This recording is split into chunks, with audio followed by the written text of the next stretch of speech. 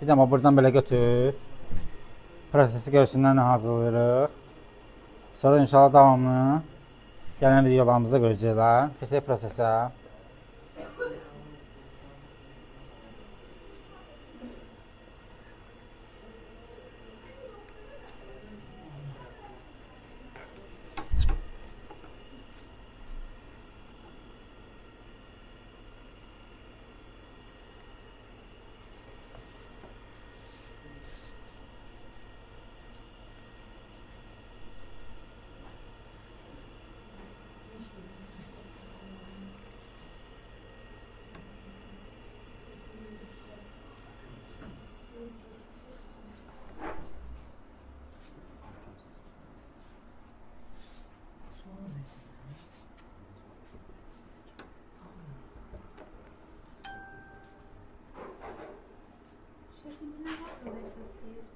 İndi atlıq hazırlayırıq birinci növbə.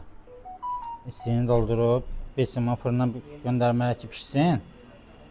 Az bir miqdarda.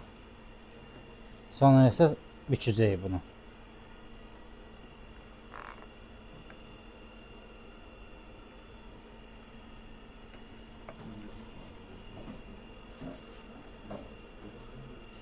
Gətirə bilirsən Axan?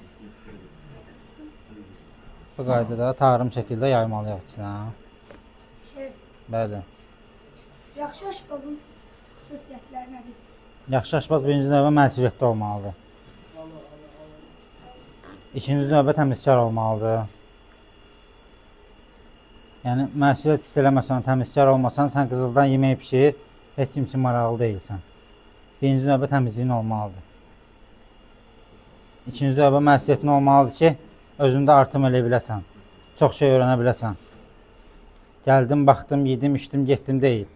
Gündə bir şey uğramalısınız buradan. Siz bir gün az qalsa sizə heç olmayacaq. En azından gedib yarım saatdan sonra yemək tapıb dükkandan alıb yeyə biləcəksiniz. Düzdürmü? Amma nəsə uğrayın aparın. Gündə 5 dənə, 6 dənə şef gəlir, gedir bura. Hərəsindən bir şey öyrəsəniz, gör nə qədər biliyiniz olar sizin. Bıçaqların növləri istifadə məqsədləri hansılardır? Bıçaqların növləri çoxdur. Ət bıçağı var, ət soyma üçün var, ət doğramaq üçün var, sushi bıçağı var, karving bıçağı var, salat bıçağı var. Bıçağın növləri çoxdur uşaqlar. Hər bıçağın öz nümunəsi var. Adi, mən keçən navyazımızda nabor göstərmişdim sizə ki, sırf o naborlardan ancaq dekorlar istifadə olunur. Yəni, hər bıçağın öz xüsusiyyəti var.